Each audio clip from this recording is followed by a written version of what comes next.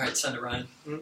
And we'll start now. Part 1 is the role of the ballot. The role of the ballot is to test the truth or falsity of the resolution. The role of the ballot is to test the truth or falsity of the resolution. There's a few warrants under here. The first warrant is textuality. 5 dictionaries define to affirm as to assert the truth of. 5 dictionaries define to negate as to negate the truth of. This has 2 independent impacts. The ace of point impact under here is jurisdiction. The judge only has the jurisdiction to vote on arguments that test the truth or falsity of the resolution because it's a constitutive part of a debate, i.e. it's non-optional because it's literally the definition of what it means to affirm and negate, meaning that the judge only has the jurisdiction to vote on truth testing arguments. This also has 2 further impacts under this subpoint. The I subpoint is that it outweighs theory arguments about fairness and education because it's a constitutive part of debate. Just like in chess, I wouldn't say I can move a pawn 3 spaces forward because it creates a more intellectually rigorous game. I can only move a pawn 1 space forward because that's the definition of what a pawn is, just like how's the definition of what affirming and negating means, meaning external appeals to like exclusion or education and fairness don't weigh because it's literally what debate means. But the double I subpoint here is that it's non-optional, that like you literally don't, like you don't have, since it's a constitutive part of debate, it's non-optional to truth test, which puts them in a double bind. Since it's a constitutive form of debate, either they concede truth testing and adhere to a constitutive form of debate, or they don't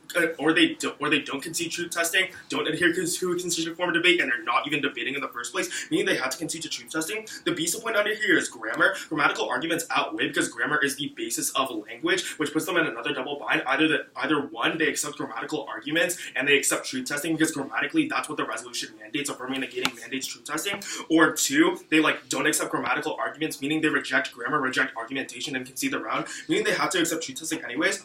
But the second argument under here is necessity. All statements assert implicit truth value. For example, if I say the statement "I smell violets," I'm saying it is true that I smell violets. This puts them. This has 2 independent impacts. The A subpoint under here is a double bind argument. Either they assert the truth value of their arguments and like concede truth testing, or they don't assert the truth value of their arguments and they like their arguments are just false. But the B subpoint is here is even if we're losing the framework debate, their arguments are going to collapse to truth testing anyways because everything asserts implicit truth value.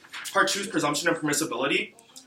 Presumption and permissibility flow after. There's 2 warrants for this. The A subpoint is all statements of, presumption and permissibility flow after. The A subpoint under here is that if I know nothing about P, then I would, if I presumed everything false and I knew nothing about P, then I would assume both P and not P false, which is a logical contradiction, meaning I have to presume everything true. But the B subpoint under here is that psychologically we're like, presume statements true unless we're told otherwise. For example, if I told you my name is Ryan, you would just presume that I'm like right. You just presume the truth, meaning your presumption should flow af anyways. Part 3 is the theory hedge. Affirming is harder than negating. There's 4 warrants under here. The A subpoint is reactivity. The negative speech is like reactive to the af, while the af speech isn't reactive to the negative. That means for the entire debate round, the negative knows what the AC is, but the AC doesn't know what the NC is, meaning it's easier to negate than affirm. The B subpoint is time skew. The negative has 20 minutes to respond to af offense, while the af only has 13 minutes to respond to neg offense because 7 minutes of our 1 AC doesn't know what the NC is. The C subpoint is ground. The neg has access to af ground through things like plan inclusive counterplans and plan inclusive critiques, while the af doesn't have access to neg ground. I'll skip the 4th warrant. Part 4 is framing. It's a syllogism. The meta-ethic is omni-perspectivism. They have meta-ethics and omni-perspectivism. This is the idea that ethics must be predicated on combining many subjective viewpoints into one objective viewpoint. This is how the syllogism goes. The first argument here is that objective appeals to ethics fails. The A subpoint is it's impossible to determine an objective viewpoint from experience because of our own subjective viewpoints. For example, like right now, I can say that I see like 2 green chairs, but from another point of view, someone else can say they see 4 green chairs. That's because our experience is limited, meaning we can't ever get objective points of view. The B subpoint is here is that the B subpoint is here is even if they are objective, we have to reconcile our subjective. Wait, what? I forgot what this one is. Okay, and yeah, so whatever. So it's impossible to determine objective points of view, but the B subpoint is even if we could determine objective views of points, it would require a subjective choice between objective points of view. So for example, if I think that I have 2 objective points of view, it still requires a subjective choice between those 2 objective points of view in order to like reconcile it, meaning objectivism collapses to subjectivism either. The second argument under here is that the only way to reconcile this through omni-perspectivism. Oh no. So the second part of the syllogism is that I'm going to skip the other words. Okay. The second part of the syllogism is the only way to reconcile this is through omni-perspectivism, i.e. by incorporating as many subjective perspectives as possible. So in other words, this outweighs a meta-ethic determines what the good is of like maximizing the good. So if our meta-ethic is omni-perspectivism, then they have to either, if they bring up an alternative framework, they have to show either how it A, weighs under omni-perspectivism, or B, provides a competing meta-ethic and win on it. So yeah. Now let's give a few independent reasons for why the meta-ethic ought to be omni-perspectivism. The first argument here is state actor specificity. So the argument here is that... You have to read Iowa first. You have to say. Oh yeah. So yeah. Okay. Or sorry. omni-perspectivism. So So if the meta ethic is omni-perspectivism, then the way to incorporate as many perspectives as possible, the best way to do that is through consistency with international law. So in other words, the standard is consistency with international law. So the burden of the affirmative is to prove the resolution is consistent with international law, while the burden of the negative is to prove that it's not consistent with international law. I did at the beginning. Wait, no, you didn't. Yeah, I did. Mm-mm. Oh, okay. No, he did. No, you didn't. You didn't. Okay. Wait, so like, I'll read it in the office. Okay. Okay. So the first additional warrant, so 2 additional warrants for why the standard is consistency with international law. The first warrant is state actor specificity. States are made out of like multiple people with subjective viewpoints. These state subjective viewpoints can never combine to form one objective viewpoint. The only way to like reconcile these all together is to look to the state itself. But a state is defined by its place in international law, since states are legal constructs. So meaning if we have to look towards states, we have to look through legal constructs to international law. And the second argument under here is regress. So if I'm giving up with any ethical obligation, you ought to do X. I can infinitely question X onto a video like, why should I do X? You should do X because of Y. Then I should ask, why should I do Y? You should do Y because of Z. I can do that through infinite regress. The only way to solve that infinite regress is to predicate it on a specific rule. Part 5 is the impact calculus. Ends-based impacts are irrelevant. There's going to be a few warrants here. The ACE one is the problem of induction. So utilitarianism and net benefits relies on the fact I can predict the future and predict consequences. For example, the utilitarianism would say that if I knock over this water ball, then it will fall. But just because something happened in the past doesn't mean it'll happen in the future. Meaning it's impossible to predict consequences. The basic one is aggregation is impossible. Utilitarianism asks us to like add up consequences and see if they're good or not, but that doesn't make sense. Like for example, is 3 migraines worse than 1 headache? You can't add together consequences because it's coherent. The CISA point is util is infinitely regressive. The impacts of util are infinitely regressive. We can't ever create a bright line for like when consequences end. For example, like we can't create a bright line for when consequences end because those consequences create new consequences, meaning it's impossible to weigh. And so now part 5 is offense. So I affirm the resolution, the resolve the U.S. should become a state party to the international law. Now affirm the Rome Statute is a part of ILAW. The Rome Statute is basically what established the International Criminal Court, and it's ratified by 122 countries. Right now the U.S. isn't part of the Rome Statute. The U.S. signing the Rome Statute would make it consistent with ILAW.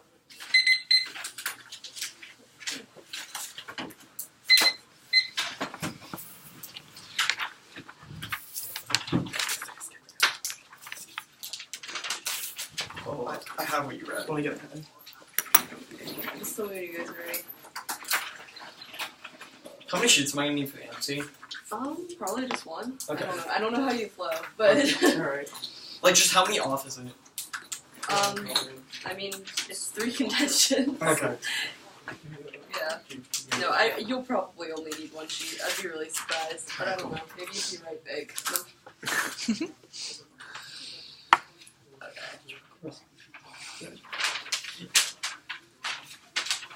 Oh, and just so you guys know, I'm gonna go after Nick. Okay. Cool. Yeah. Just top down? Yeah, just top down pretty much. Okay. Alright. Judges ready? Opponents ready? Alright, cool. I'll start my time now. I'd just like to start off this speech by saying that my partner and I stand in firm negation of the resolution. The United States should become a state party to the International Criminal Court. We'd like to define state party as a member of the International Criminal Court and the International Criminal Court as an international tribunal that prosecutes individuals for international crimes such as genocide.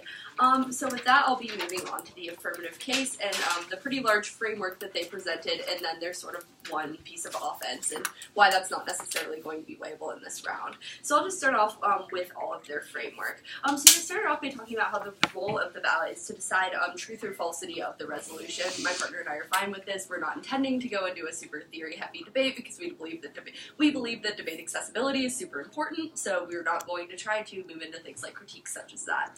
So we can kind of move through all the points about them talking about how truth or false should outweigh theory and grammar is viable and like all of these things are things we believe.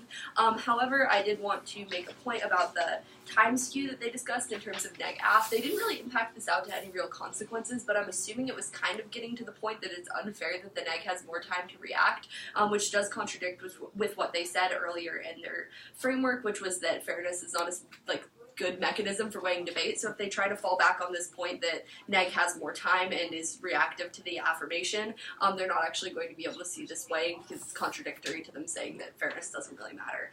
So with that in mind, I want to talk about their idea of omniperspectivism. So at the outright, like when they first present this, I actually think it sounds like a good idea. It's good to consider all perspectives. However, the mechanism they propose for doing this isn't actually considering all perspectives, because they talk about how we can achieve omniperspectivism through looking at international law. However, this isn't actually true. When you're looking at international law, you're looking at what the leadership of a country decided to choose for having these laws. You're looking at what a committee of people from multiple countries decided was the global perspective. That's actually looking at a single perspective. You're looking at the perspective of authority. You're looking at the perspective of diplomacy. You're not looking at the perspectives of individuals within those countries, individuals who may be affected by the war crimes that the ICC prosecutes, when you're actually trying to look at all perspectives. So ultimately, the way that they present omniperspectivism doesn't make sense, and to use their standard of consistency with international law does not make sense when they consistently talk about the value of a multi-perspective consideration, simply because international law is one perspective. It can't be understood to be what they say it is, simply because it's a perspective at the level of diplomacy, when it's also important to consider how things impact out to the common individual and how things impact out beyond simply the greater scope of what the authority figures are saying. So then their only piece of offense was to say that because the Rome Statute is international law, the U.S. should comply with it and the U.S. should join it, but ultimately because you can't look at international law as the only metric for understanding what's valid and what's viable and what's good for all perspectives, you're not going to be able to see this happening, because the thing is, laws can be unjust. We've seen that time and time again throughout history. We can't pretend that just because something's written in law, it's okay. We saw slavery written into laws. We saw incredibly detrimental things for humankind written into laws time and time again. So to say, oh, it's the law, it's inherently good, is actually pre-conventional morality, when debate is best evaluated when we're looking at something more post-conventional. Something isn't just good because it's the law, it's good because it applies and benefits to the greatest amount of people, or just people overall. So with all of that in mind, I'd like to move on to the negative points for why it's actually a very bad idea for the U.S. to become a state party to the International Criminal Court, looking at all perspectives, not just the perspective of international law, as that is fairly myopic, as I already explained. So I'll just start off with our contentions. The first is ineffective, the second is racist, and the third is decreased longevity. So I'll just start right off with this point of ineffectivity. Here's the thing. The ICC was created 7 years ago, and now today, as we're looking, more than 7 years ago. But it's 7 years after its creation, it still has yet to, or 7 years after its creation, it still had yet to complete a full trial cycle. Ultimately, it hasn't done a lot of effective things in terms of actually creating or taking these trials to completion. Its role as a body is supposed to be for persecution, but the persecutions that it sees not only are incredibly limited, but also racist, as I'll talk about in our second contention. The other problem with it is that it hasn't actually lessened rates of atrocity, because the other point that the other potential that it had was to be a mechanism to disincentivize committing these types of crimes simply to avoid prosecution. However, we're not actually seeing the rates of atrocities decreasing according to heritage.org. So when you look at that, what you're really seeing is that the ICC is not what it claims to be. It's not a body that's effectively prosecuting, and while joining it may be consistent with international law, it is inconsistent with the fact that we must try to do the best thing we can to stop these kinds of atrocities that have incredible moral consequences. Ultimately, the main impact of this, specifically in terms of the U.S. joining this body, is that when the U.S. joins an ineffective body, it's showing that it's taking an ineffective stance on issues such as genocide, on issues such as these international crimes. Ultimately, the U.S. is losing its opportunity to better address these issues, and it has a lot of power to do that because of its hegemony. If the United States wastes its capabilities, if it wastes its energy that it has for addressing these issues on a body like the ICC, you're seeing massive amounts of detriment simply by taking that, when that energy could be put somewhere that would be a lot more productive to actually effectively solving these problems. This impacts out to these crimes continuing to occur at a higher rate because the U.S. still continues to not have a better solution for how to actually address these crimes. The second issue with the ICC, as I'm going to talk about in our second contention about racism, is that it disproportionately persecutes African trials. What we can see is that 9,000 complaints from 139 countries were lodged to the ICC. However, of those, the ICC only indicted 36 Africans in 8 African countries. Ultimately, they were very keen to ignore atrocities from countries that were, say, their own, or countries that were, say, predominantly white as opposed to, as is most of the governing body for the ICC. The problem we see here is that, especially with countries like the United States, we're going to have even greater problems of this racism injustice, because you can see that as being reflective of the United States justice system. The US justice system is not fair in the way it prosecutes, and to bring that negative influence into an international court only worsens the impact of perpetuating systemic racism in court settings. The problem here is that we're going to see that the US is going to be reinforcing an already present precedent of racism, and adding more power to the racist institution by putting its hegemony into a body that is historically racist and will only become more racist with United States influence. The third contention that my partner and I would like to propose is the idea of decreased longevity. The main problem with the ICC is that it treats symptoms, not causes. When you see someone who is committing an atrocity out of the military of an authoritarian regime, if you prosecute just that one person, you're not doing anything to actually impact the regime that caused the problem. You're still going to perpetuate those issues, and ultimately it's going to make it even harder for these types of regimes to be dismantled overall, simply because we're showing that the energy that we're going to be put into is in this sort of game of whack-a-mole where we're just hitting down every wayward incident that pops up, but never doing anything to address the greater system that lies underneath. The problem we're going to see here is, once again, a critical misplacement of energy and a decreased success in actually making sure that rates of these crimes overall go down, which should be the goal of the ICC. The ICC as a body is supposed to make sure that solvency comes to these international crimes, and when we're only treating symptoms and never causes, you're not going to see that solvency occurring in the way it needs to. So for all these reasons and more, please vote in negation of the resolution. Thank you. Yeah. Okay, so order's just gonna be like, I'm just gonna go alphabetic, top down probably. Yeah, because they don't re-tier anything. Okay. Alright. Time begins now. Okay, so starting off, they agree to the roll of the ballot. We're testing whether the resolution is true or false.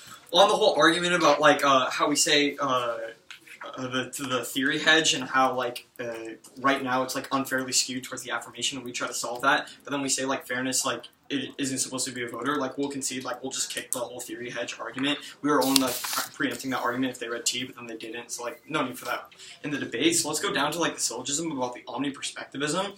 Okay, so a couple key things that we have to see in this debate. So for starters, we have to see that they, like, concede the warrants for the omniperspectivism being, like, the most valid, like, way of evaluating, like, the ethicality of an action. We tell you that you can't determine, like, objective viewpoints, and their request is the amalgamation of, like, other subjective viewpoints, and that the only way to reconcile, like, the ethicality of an action is by, like, combining the most amount of subjective viewpoints possible. We tell you that the only way to do this is through omniperspectivism. They provide you no alternative weighing mechanism in this debate. They provide you no other omniperspective viewpoint in which we should be viewing actions. So already on that, you have to be, like, weighing this round on the on this idea of omniperspectivism, but more important than that, you have to be weighing this around our standard, consistency with I-law. We tell you that consistency with I-law is the, like, most key element of, like, consistency with omniperspectivism, because of state actor specificity, because, like, state governed bodies are, like, made up through legal constructs. That's the only way that it, like,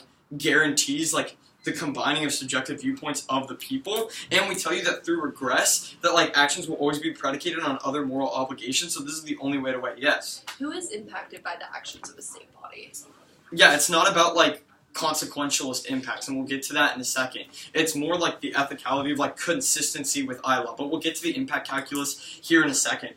So basically, just on that, now they tell you that I-law isn't, like, representative of, like, a lot of people because it's only the leadership of the country who draft the law. We tell you, like, false. These leaders are, like, chosen by the people, elected by the people. They're a representation of the, like, they reconcile the most subjective viewpoints possible. Now, they don't provide you another way of, like, yielding this omniperspectivism. They don't provide another viewpoint in which you reconcile more subjective viewpoints. So we have to go, like, even if you say that I-law doesn't bring a lot, we tell you it brings the most possible, and therefore it is, like, the best standard for today's debate, yes. Do you believe that every action of the government is reflective of your best interest? like in the status quo, like if you were talking about the U.S. government, do you believe that the U.S. government's actions are reflected? It's as good as it can be. It's like the only way in which we can represent like the most amount of people. I wouldn't say that it's like 100% certain all of the time, but I would say that like it is the best like chance we have of reaching the omni-perspectivism. But next, let's go to part 5, and that's the impact calculus. Like, Extender warns about the problem of induction, that it's impossible to like predict like an impact just based off of like past experiences. Therefore, we can't be weighing on consequentialist impacts. Extender argument about aggregation, how it's impossible to like realize how adding different impacts together like would result. Like you can't determine whether one migraine is worse than 3 headaches. And Extender warned about like regressive like nature of utilitarianism, how it always like goes back and back and back. Pretty much you can't be evaluating this debate on like consequentialist impacts, which I'll get into the overview on their case, which is entirely what their case is rooted in. Now, next on the offense. Now they tell you that the Rome Statute isn't viable because like I-law isn't the best standard. We've already gone over why I-law is the best standard, but more importantly, they do concede that the Rome Statute is a part of I-law that would guarantee the U.S. become a state part of the International Criminal Court. So they do agree that this offense is in fact affirming, and they agree that it's affirming under I-law. So as long as we're winning, because they concede that omni-perspectivism is the way that we should be weighing this debate, they cold concede that. And because they concede the standards for why consistency with I-law is the best way of upholding the omni-perspectivism, and they don't provide any alternative for upholding the omni-perspectivism. Yes? Where on the flow did we concede that I-law was the best way to weigh omni-perspectivism? Well, you concede both of our warrants, state actor specificity and, like, regress, and, like, you also don't provide an alternative. Like, you don't provide an alternative weighing mechanism. Okay, my partner will get onto that in her speech, because we did not concede that. Okay, so continuing on, like, because we've proven this is a part of I-law, and like I-law is the best way and the only way to uphold the omni-perspectivism, we're winning this debate. But next, let's go on to the... Wait, the response against slavery? Oh yeah, the response against slavery. Okay, that's right. They did make the argument about slavery. They make the argument that a law in the past wasn't representative of slaves. There's a couple of responses to this. One, slavery within the United States was not a part of international law. We'd make an argument that that was like one objective viewpoint, but obviously there were other countries at the time that did not like condone or not. Support, is condone same as support? Yeah. I always get those So, stuff. Yeah? Well, to make the analysis that even if international law did exist at the time, it wasn't omni-perspectivist because it didn't incorporate the perspectives of slaves. Oh yeah, and like even if international law had existed at the time, it didn't represent like the views of slaves at the time, and therefore like it wasn't like an omni-perspective viewpoint.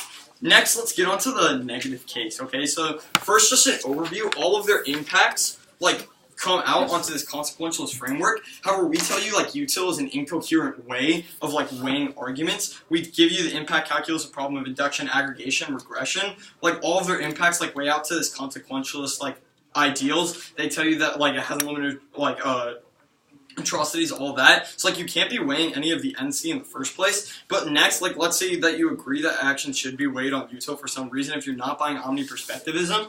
On the first contention, they say that right now it's ineffective and that persecutions are low. We have a couple arguments to this. One, like human rights signaling is low, right? Wait, hold on. Yeah. So the argument is that maybe the argument that we don't care about the effectiveness. It's about the symbolic gesture of doing it. It's about like the symbolic gesture of joining it. Basically, with the United States like joining international crime, it it sends the symbol that the United States is now going to be recognizing like human rights atrocities. Like it may not have like a direct impact at first, but it's the symbolic joining that like shows. I don't have any more time for POIs. I'm sorry. That like represents that it's like recognizing these human rights atrocities. Next on the contention about racism, they say that right now like the U.S. would like perpetuate already racist systems within like the ICC due to its own governing. We tell you that no, like U.S. like military operations like AFRICOM show that the United States supports Africa. Like conflating racism against like African Americans with like racism against Africa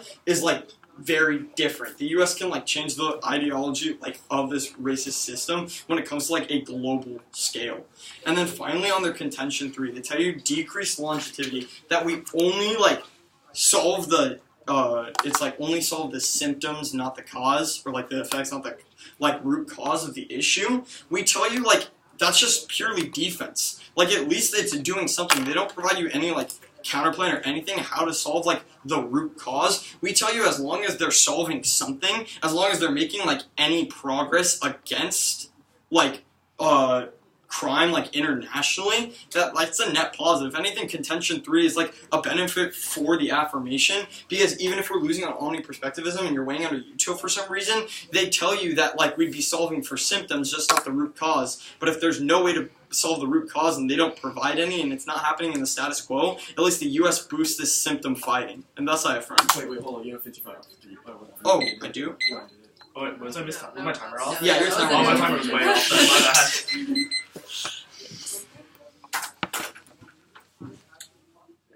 I think you did. Mine was a stopwatch, and you did like. Technology is confusing. Alright, so I'm gonna go affig, just top down.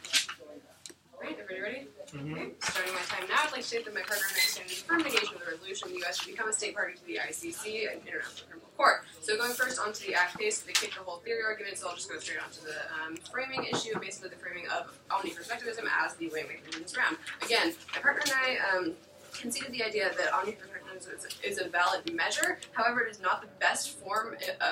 The ICC does not create the best form of omni-perspectivism in this round. Basically, we can see that the ICC is clearly not representative of the most subjective opinions as they stated. And so basically, the whole idea that ethics must be created with the most amount of subjective viewpoints is not actually fulfilled by the ICC, which I'll get into later in my refutation. So basically, we can see that objectivity is not best achieved by the ICC because of A, its ineffectiveness, and B, its institutionalized racism that we've seen in the past. So basically, we can see that we cannot buy the standard of consistency with ILAW as we've demonstrated. ILAW is not actually inherently good. It actually is not necessarily representative of the greatest amount of people. We see ILAW can be constructed by countries in which not everyone can actually vote. Some countries that live under dictatorship, some countries where women cannot vote. So we can see that omni-perspectivism is not actually best achieved by holding the standard of ILAW being inherently good, because we can see that ILAW is not actually representative of the greatest amount of people. So basically, we can see that international law is also incredibly biased and politicized in the ICC, and so that's something that we actually see being extremely non-representative and problematic when it comes to the ICC, because when it comes to international law, it is important to have subjective opinions. However, the ICC is so subjective and so politicized that it's not actually effective as a measure, and it's not actually effective in terms of achieving anything that it wants to achieve. So basically, we can see that omni-perspectivism is a valid measure, which we do concede. However, we do not concede the standard of consistency with ILAW being the best form of achieving omni-perspectivism. So basically, the general umbrella attack that we can see here is that the presumption of truth is valid, but the app does not actually solve for omni-perspectivism by upholding ILAW as the best standard. So basically, their whole case is structured on this idea that the Rome Statute being the part of ILAW and being consistent with ILAW and being part of the ICC is inherently good. However, as we can see, ILAW is A, not inherently representative of all populations, and B, can actually be objectively bad and incorrect. As we've seen, laws can be racist, laws can be basically structured in order to oppress, and so basically laws in many situations are not inherently good. They have not proven in any capacity that ILAW or law in general is inherently good and is inherently actually representative of the population and can actually, and they have not responded to the idea necessarily that law can actually be used to extremely oppress people, and that is actually a really common function of law both in history and in the status quo.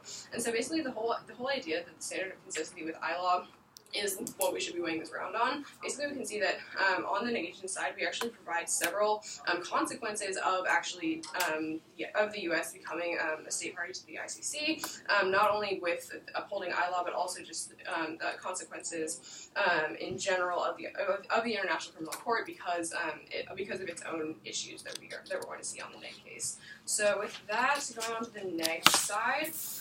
So basically, on our first contention regarding, also so they on kind of top case, they talked about how consequentialist impacts are not valid, and so we shouldn't be looking at kind of a cost-benefit analysis, and we should instead be using this omni-perspectivism viewpoint. However, we can weigh this around on both omni-perspectivism and cost-benefit analysis based on consequentialist impacts. So basically, you can see the consequentialist impacts are valid because we have to consider the effects of our actions. So we can see that the U.S. becoming a state party to the International Criminal Court, although it may although in some viewpoints it may look good on paper, we have to consider the effects of what that would actually mean. So if you agree that I law is inherently good, then the U.S. on paper, just in the immediate moment, joining the ICC would obviously be a furthering of I law and be a furthering of multilateralism. However, we can see that there are going to be major consequences to joining the ICC as outlined in our three contentions. So first of all, the first contention regarding ineffectiveness. So again, they stated that it's like a symbolic gesture, which is in itself a consequential impact. So they basically concede the validity of consequential impacts in that refutation.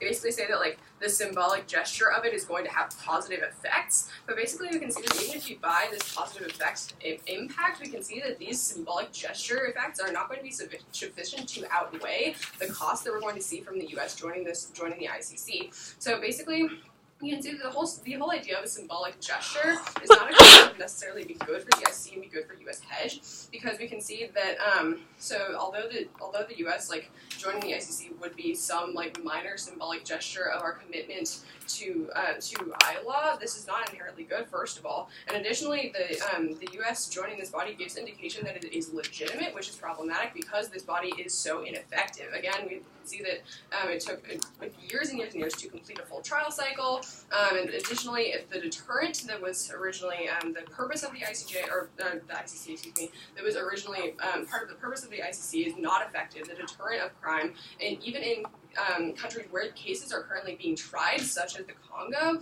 there's still human rights atrocities being committed. We're not seeing this deterrent actually being effective, and the ICJ, or the ICC, is essentially not actually achieving anything that it's set out to do. So the U.S. joining this body that is entirely ineffective, first of all, sets a precedent that we are willing to join these ineffective bodies, and additionally, it devotes U.S. funding to something that's essentially completely ineffective and won't actually be helpful.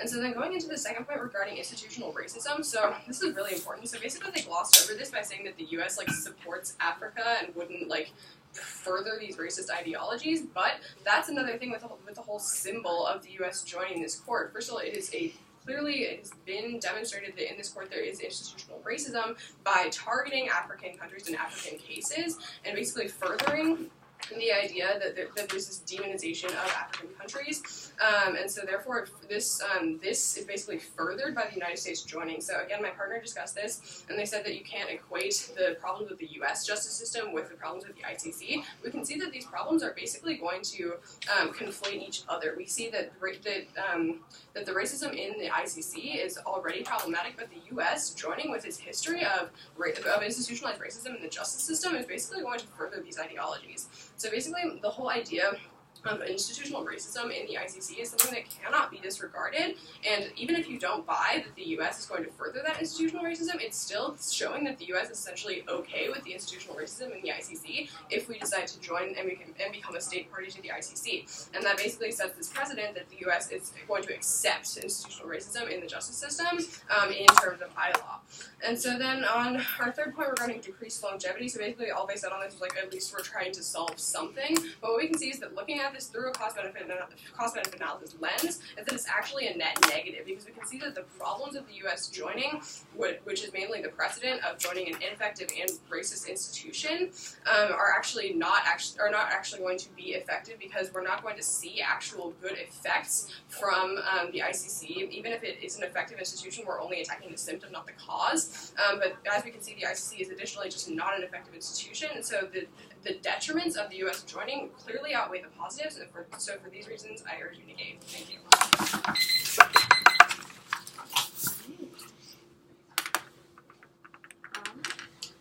Opponents ready? Yeah. Judges ready? Alright, I'll start my time now. I'd just like to start off this speech by saying that my partner and I still stand in firm negation of the resolution the U.S. should become a state party to the International Criminal Court. When we're going to look at the end of this round, what we're really going to need to look at is first whether this standard of international law should be adhered to, and second some impact calculus, because both of those points address what the perspectives of the AF and the neg have been. If you buy that international law is valid, then you'll be voting AF. If you buy that that's the good standard for weighing this round. If you buy that we should be looking at consequences and impacts and more perspectives than only international law, you'll be voting neg on the second voter. So that's just kind of the framework for how the voting is going to be presented in this speech. So with all that in mind, I'll move into talking about the standard of international law. So yes, in our speeches, we conceded that omniperspectivism is a totally cool weighing mechanism, but I will go back to the chair example to show why international law isn't actually indicative of omniperspectivism. Here's the thing. All 4 debaters in this round are currently looking forward, and we can see the judges and 13 chairs, some desks, some tables, some maps, stuff like that. But I have no idea what's behind me. I don't know if there's a unicorn behind me. I don't know if there's 13 more chairs behind me. I don't know if there's Robert Downey Jr. wearing a unicorn costume breakdancing to Fergalicious behind me. I have no idea what is behind me in this room. And that is the danger of only using international law as a mechanism. Because there are so... Yeah? I don't think this argument was made in an earlier speech. Yeah, I don't know which argument you're trying to extend. I can it's rhetoric, not an argument, but I'll extend into what my partner said in a second. I'm getting there. Okay. Robert Downey Jr. is just a mechanism. All right, so what we can extend this into, what argument you can see this being indicative of, is what my partner talked about in her last speech about the problem of the perspective of a country. Because so many countries have these citizens that are disenfranchised, have citizens that don't have a role in determining the ultimate outcome of this law. That's what my partner talked about. Countries that disenfranchise women, countries that still disenfranchise people of color, countries that don't allow people a voice. Pretty much every country in the world that ensures that people our age have no say in what's going into international law. Anything in this right proves that international law is not actually the way to look at this omniscient set of perspectives. Because international law can be oppressive, it can be myopic, it can be underrepresenting, and ultimately can't tell us what's behind us in this room. Only what we can see in the way that we've set it up. So ultimately, you can't be voting on international law because it's clear that it's not able to take all of the perspectives into the account, which is the only warrant my opponents offer for why it's a good idea. So then I want to move into this idea of impact calculus, because I think it's absolutely necessary for us to be talking about consequential impacts, as my partner said. It's important to realize that decisions have outcomes in the real world, because if we only look at their symbolic nature, we're going to see huge problems. If we only look at the symbolic nature of gestures, I could tell my partner that it was a perfectly good idea to drive her car at 100 miles per hour down the freeway because the danger of it doesn't matter, and she'd be showing a symbolic representation that she respected the power of a Honda Odyssey. But ultimately, what she's doing is putting herself in danger, putting other people in danger, and it is entirely myopic to not consider the consequential impacts of that. So with all of that in mind, I want to look at probability and magnitude on the affirmative and negative sides of this debate. So when you look at probability, on the affirmative side, all they offer is the idea that a symbolic gesture will somehow strengthen international law. But ultimately, the probability of the United States making one policy decision consistent with international law, and that needing to be this policy decision consistent with international law, is not conducive to having a probability of a large scope of impact. On the neg side, however, you see all of the impacts in our case about ineffectivity causing a loss of opportunity for better addressing, perpetuated racism, and a decreased longevity as we're only treating symptoms. Those are highly probable, they're logical, they're much more linked out than this international law point, and ultimately should be valued as having a much greater magnitude and probability in this right. In terms of magnitude explicitly, a symbolic gesture is a small magnitude when you're looking at this as compared to what the neg has offered. So if you buy the point that we should be talking about consequences, if you buy that international law is myopic and underrepresenting, you should see a negative ballot today. Thank you. Okay. If you want to flow this, it goes on part 4 framing, part 5 impact cal, then just, that's it. For my voters. Alright. Alright, cool? Mm-hmm. We're going to make 5 arguments on framing here. The first argument is that they extend Drew's response, that they never literally provide an explicit standard text. They never say, the standard is consistency with net benefits, or the standard is policymaking, or the standard is consequentialism, meaning that you probably have to default to I-law as their standard because they literally don't provide a counter standard, which makes them a moving target because we don't know what standard they're operating under, meaning I-law is the only functioning standard in this round. The second argument, okay, so now we're going to go over some of their responses. Their first response is that, I-law is inherently bad. Few responses here. First of all, they, by saying I-law is inherently bad, they're presuming utilitarianism because they're saying I-law is bad because the consequences of I-law is bad, but they completely concede the problem of induction aggregation is impossible, and util is infinitely regressive. Let's explain each of those words. The problem of induction basically says it's impossible to predict consequences because just because something happened in the past doesn't mean it happened in the future, and our way of predicting things that happen in the future is predicated on past experience. For example, I think that if I knock over this water bottle, it's going to fall because that happened in the past, but that's logically fallacious, which is the problem of induction. Meaning it's impossible to predict consequences. The basic point for why consequentialism is incoherent is that aggregation is literally impossible. For us to be consequential, so we have to be able to add together a consequence, but that's literally incoherent. We can't say that 3 headaches is worse than 1 migraine because because we can't add together phenomenological experiences, but the seesaw point is util is infinitely regressive, that each consequence causes infinitely more consequences. Like, one is the bright line for consequences. Say, for example, let's say I see like a little kid in front of a car and I push them out of the way. Is that a good action? They suddenly get kidnapped later that night and tortured? No, obviously, like, we can't know because,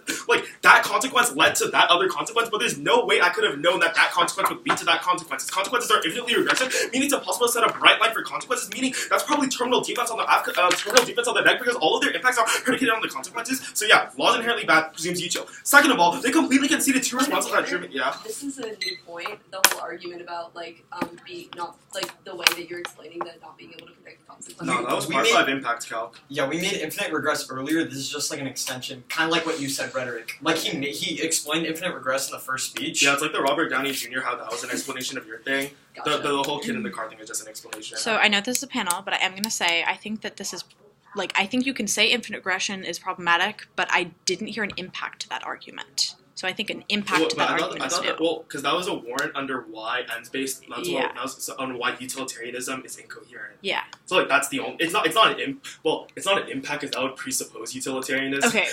Not an argument, just like, Alright, got I think part of that is new, so just watch out. Okay, cool.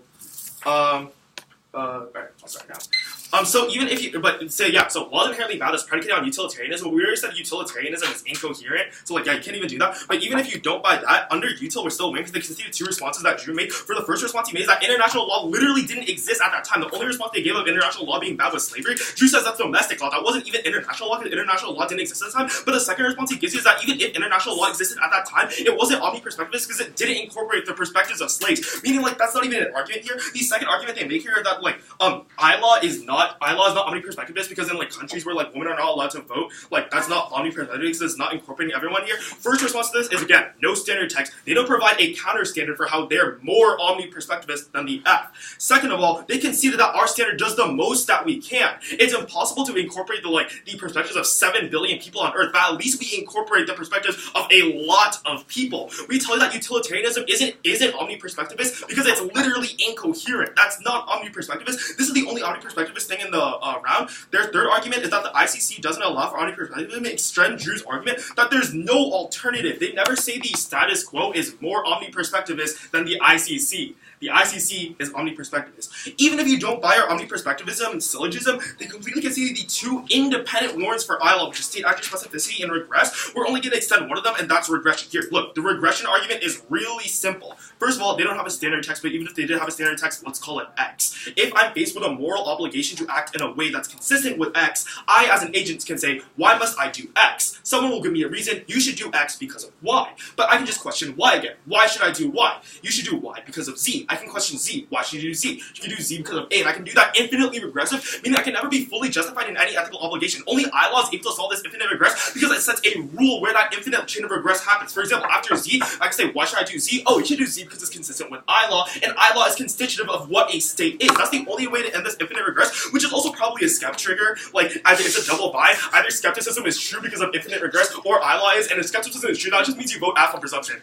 But anyways, overview on the negative case. Again, extend all of our overview on the negative case, extend all of our utilitarianism is false. Like, okay, so first of all, they make two arguments against utilitarianism being true. Their first argument is you have to consider the effects and the consequences are important, and then they make the, okay, so they also, yeah, the consequences are important. Even if the consequences are important, they're literally impossible to get. We tell you that because the problem of induction, aggregation, impossible, and infinite regress, and they literally never contest that, meaning you should default to our interpretation. Their second response to this is, okay, they're conflating our argument about symbolic gestures, and they're saying we're contradicting ourselves because, like, we were conceding the authority of consequentialism with our rebuttals. No, we're saying even if they win consequentialism is true, we still have offense, but they're not winning consequentialism is true, so we're not even going to go for the rebuttals. Because as long as they're winning that consequentialism is false, that's terminal defense on the negative, because they never make the argument that that they are predicated on intent, or they are or that the ICC is inconsistent with I-law. Like, that's terminal defense on the neg. I mean, you can vote F on presumption, but even if you don't buy it, you can vote F on presumption. You just vote F on offense, because they literally conceded that, like, we are consistent with international law, and the standard is consistency with international law. Nothing matters in this debate except for the framework debate, and the only people who are winning the framework debate is the F. Vote F.